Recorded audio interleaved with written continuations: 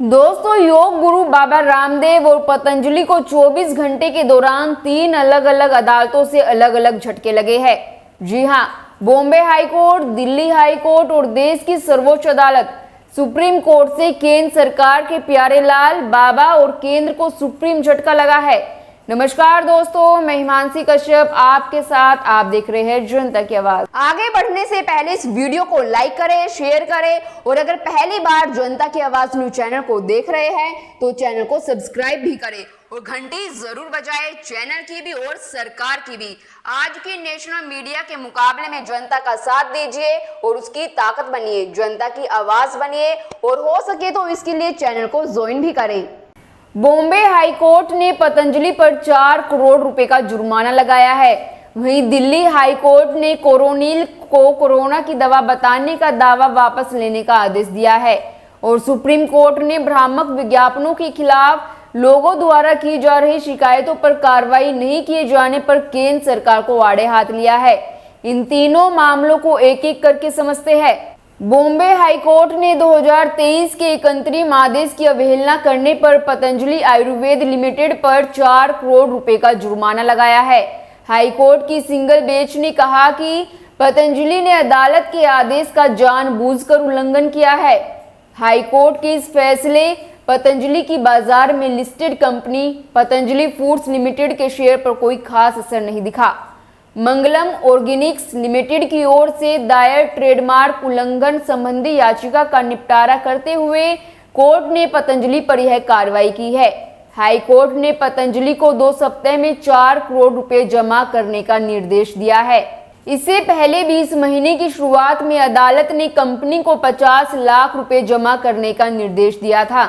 वहीं Delhi high court ने बाबा रामदेव को आदेश दिया है कि वे पतंजलि आयुर्वेद की कोरोनिल टैबलेट को कोविड की दवा बताने का दावा 3 दिनों के अंदर वापस ले ले। हाई कोर्ट ने सोमवार को पतंजलि और बाबा रामदेव के खिलाफ डॉक्टर की एक एसोसिएशन की ओर से दाखिल याचिका पर एक आदेश दिया। कोर्ट ने कहा कि रामदेव और उनके प्रमोटरों को 3 दिनों में इससे जुड़े ट्वीट भी हटाने होंगे। अगर वह ऐसा करने में नाकाम रहते हैं तो सोशल मीडिया मीडिएटर इन ट्वीट्स को हटा देंगे। हाई कोर्ट ने आदेश दिया कि बाबा रामदेव सार्वजनिक रूप से दिए गए अपने उन बयानों को वापस ले जिसमें उन्होंने दावा किया था कि कोरोनिल सिर्फ इम्यूनिटी बूस्टर नहीं बल्कि कोविड-19 का इलाज है।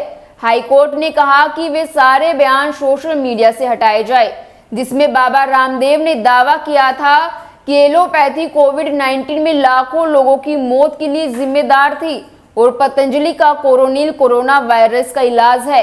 जस्टिस अनूप जयराम भंबाली ने 2021 में दायर की गई उस याचिका पर फैसला सुनाया जो रामदेव, उनके सहयोगी आचार्य बालकृष्ण के साथ साथ पतंजलि आयुर्वेद के खिलाफ कई डॉक्टरों के संघों द्वारा 2021 के मुकदमे का हिस्सा है। गौरतलब है कि 27 अक्टूबर 2021 को हाई कोर्ट ने मुकदमे पर रामदेव और अन्य को समन जारी किया था। वहीं देश की सर्वोच्च अदालत ने सुप्रीम कोर्ट ने दवाओं के भ्रामक विज्ञापन पर मंगलवार को कड़ा रुख अपनाया है। शीर्ष अदालत ने इसे गंभीरता से लेते हुए कहा कि केंद्रीय आयुष मंत्रालय को भ्रामक विज्ञापनों के खिलाफ लोगों को जागरूक करने के लिए अपनी वेबसाइट पर एक डैशबोर्ड बनाना चाहिए। जस्टिस हिमा कोहली और संदीप मेहता की पीठ ने यह भी कहा कि विज्ञापनों की मीडिया में जारी करने से पहले उसकी उचित स्वीकृति अनिवार्य की जानी चाहिए। पीठ ने पतंजलि आयुर्वेद लिमिटेड के भ्रामक विज्ञापनों से जुड़े मामलों की सुनवाई के दौरान यह निर्देश दिया। पीठ ने भारतीय चिकित्सा संघ AIMA की ओर से दाखिल याचिका में आरोप लगाया कि पतंजलि आयुर्वेद लिमिटेड द्वारा कोविड टीकाकरण अभियान और आधुनिक चिकित्सा पद्धति को बदनाम करने के लिए अभियान चलाया था। सुप्रीम कोर्ट ने भ्रामक विज्ञापनों के खिलाफ लोगों द्वारा की जा रही शिकायतों पर कार्रवाई नहीं किए जाने पर केंद्र सरकार को आड़े हाथ लिया।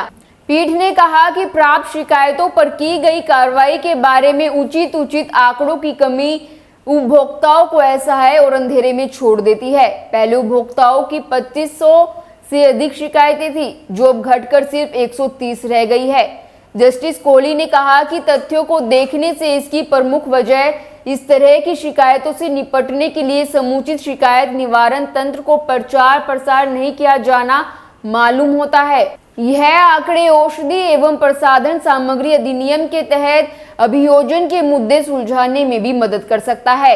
इससे पहले बेंच को बताया गया कि कई राज्यों में भ्रामक विज्ञापनों से संबंधित कई शिकायतें दूसरे राज्यों को भेज दी गई थी, क्योंकि उन उत्पादों का निर्माण करने वाली कंपनियां वहीं स्थित थी। बेंच ने इस बारे में केंद्रीय आयुष मंत्रालय को 2 सप्ताह में हलफनामा दाखिल करने का आदेश दिया है। सुप्रीम कोर्ट ने उत्तराखंड सरकार को पतंजलि व दिव्य फार्मेसी के 14 उत्पादों के बारे में 2 सप्ताह में निर्णय लेने का आदेश दिया है। उत्तराखंड राज्य लाइसेंसिंग प्राधिकरण SLA ने 15 अप्रैल को पतंजलि आयुर्वेद लिमिटेड और दिव्य फार्मेसी के 14 उत्पादों के विनिर्माण लाइसेंस निलंबित कर दिए थे। हालांकि बाद में एक उच्च स्तरीय समिति की जांच रिपोर्ट आने के बाद निलंबन आदेश 1 जुलाई को रद्द कर दिया गया। अब आप ही बताइए कि आपने रामदेव जैसा झूठा बाबा देखा है? हमें अपनी राय कमेंट कर जरूर बताएं और बाकी खबरों के लिए देखते रहिए जनता की आवाज।